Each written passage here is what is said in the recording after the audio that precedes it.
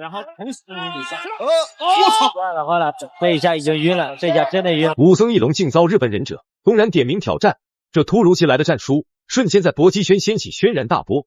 擂台上局势风云突变，日本选手趁其不备，一记冷拳迅猛挥出，义龙躲避不及，轰然倒地。此刻的义龙意识已然模糊，整个人陷入半昏迷状态，双眼紧闭，脸上痛苦尽显，现场观众一片哗然。而那日本选手却凭借此战一夜成名，火爆大江南北。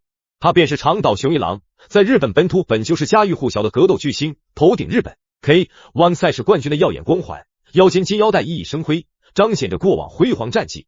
更令人愤懑的是，他还曾2度将义龙斩落马下，自此愈发目中无人，行事张狂无忌，口出狂言，宣称中国拳坛不过尔尔，皆是些不堪一击之辈，仿佛只要他涉足之地，便无人可与之抗衡。这般嚣张气焰着实令人发指。可平心而论，就其当下实力而言，确实在同级别难觅敌手。但长岛雄一郎的嚣张并未持续太久，终于他再度踏上中国这片土地寻衅挑战。而这一次，中国与量级拳王邱建良再也按捺不住心头怒火，毅然决然挺身而出。明知二人原本分属不同级别，这一战要面临诸多艰难，邱建良却毫无惧色，为求与之一战，不惜降体重去适配对手级别。他心中憋着一不疚，只为狠狠教训这个肆意妄为的家伙，一解中国拳坛的心头之恨，捍卫祖国搏击界的尊严。邱建良这一决定绝非易事，改变体重意味着要打破长期以来适应的身体状态，训练计划、饮食安排统统得推倒重来，个中艰辛没有自己知晓。但在他心中，维护中国拳坛威名义不容辞，那是流淌在每一位中国拳手血脉里的使命担当。此刻咱们也不多赘言，比赛即将开场。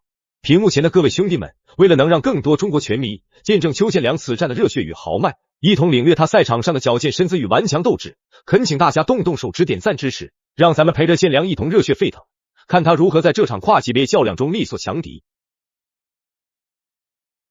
移动，对比赛经验上来说，两人都很足。因为这几次的比赛呢，有幸跟邱建良一起解说嘛，也经常跟他聊他的比赛的战术。他的比赛战术更多的是掌控在这个心理上的控制啊，要猜对方要做什么，转身后蹬。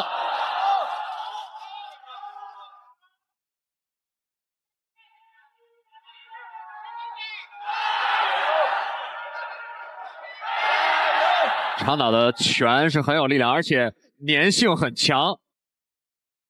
邱建良拳法精湛，这彻底改变了长岛雄一郎的想法。长岛雄一郎在日本拳坛征战了10年，原本以为中国的邱建良只是名气大过实力的职业选手，然而一交手，他从未遇见过如此灵活之人，心里不免打起鼓来，畏惧感瞬间滋生，进攻频率大幅降低，无奈只能靠防守反击策略保住现有比赛点数。毕竟一旦邱建良全力进攻，打出击倒读秒，速度不占优的长岛很难再有翻盘机会。看得出来，长岛着实被邱建良的赛场表现影响到了，而且是冲进去的时候脑袋不要先朝着对手。我觉得这个对于长岛来说应该还好，因为我们现在的规则的执行其实没有像 Crush 和 K1 就完全不允许缠抱的这样。哇，刚才后建良这个后手还是打着了，哎，但是好像长岛没什么反应啊。转身后摆。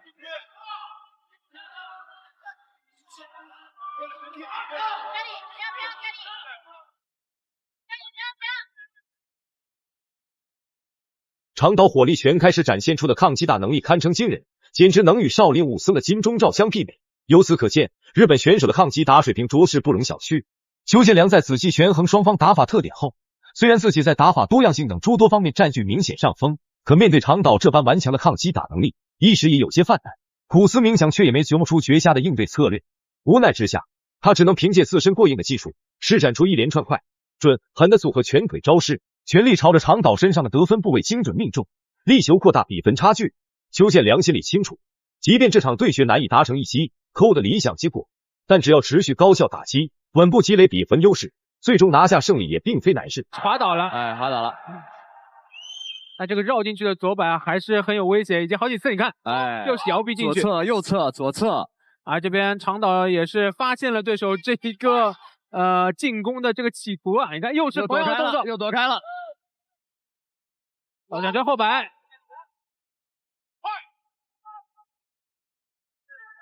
这边很聪明啊，打起来，前后手。对，我觉得长岛应该打一些常规的进攻，不要被对手给带走了。没错，比赛的战鼓擂响，第2回合拉开帷幕。邱建良宛如一支离弦之箭，率先抢占比赛节奏，但长岛雄一郎又怎会坐以待毙？束手就擒。见邱建良来势汹汹，他即刻祭出自己最为得意的粘性打法，如同一股甩不掉的牛皮糖般，紧紧粘住邱建良予以回击。好在裁判目光如炬，秉持着公平公正的原则，见此情形立刻果断发声，严令禁止长岛雄一郎这般近乎耍赖的行径继续下去。没打到。长岛这一回合并没有出太多的进攻啊。前后手，哦，漂亮！连续的前近距离的这种勾摆拳的结合啊。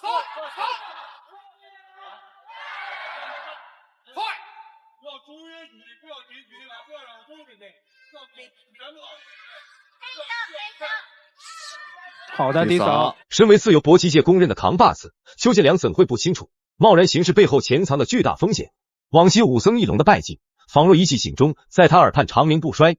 那时一龙便是小瞧了长岛雄一郎卓越的近身缠斗能力，贸然闯入内围，与其短兵相接，结果被长岛揪住破绽，狠狠教训了一番，最终遗憾落败。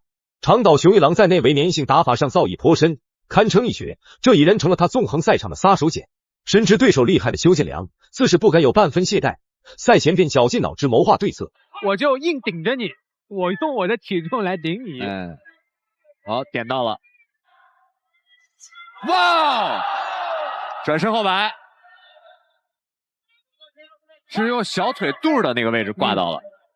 如果是后脚跟的话，这场比赛可能就结束了。上勾，长岛。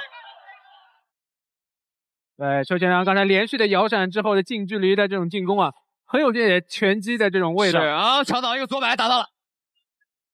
在邱建良的这场比赛，邱建良的战术打法对长岛雄一郎极具克制力。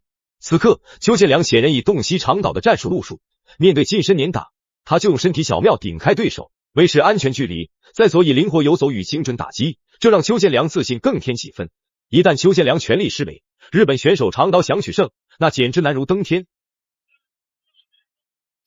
大波漂亮，左摆好的，前手击了，哇！长岛恢复的很快啊。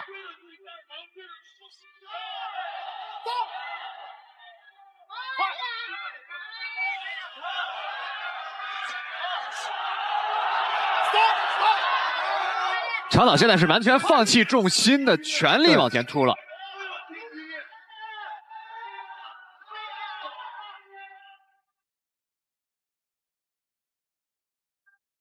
凭什么确实有充分理由判定邱建良获胜？前提是长岛雄一郎在这关键的最后一回合，也就是第3回合，依旧没办法把之前丢失的比赛点数成功夺回。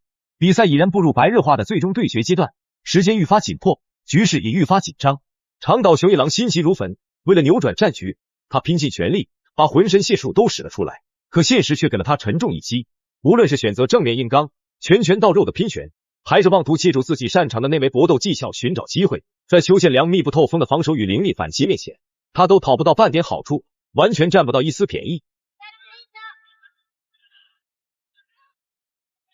这已经是第3回合了，长岛雄一郎必须要用自己更多的进攻。有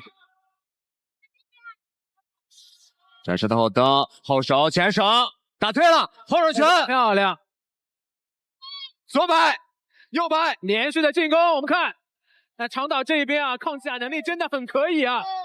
好的，漂亮，打倒。刚才邱建良应该是连续打了10几拳，这个一阵。最后，激动人心的比赛结果正式公布了。邱建良凭借着自己过硬的实力、精妙的战术以及出色的赛场发挥，实至名归的将比赛最终的胜利收入囊中。那么，大家觉得邱建良在本场比赛中的表现究竟如何？欢迎大家踊跃在评论区留言讨论。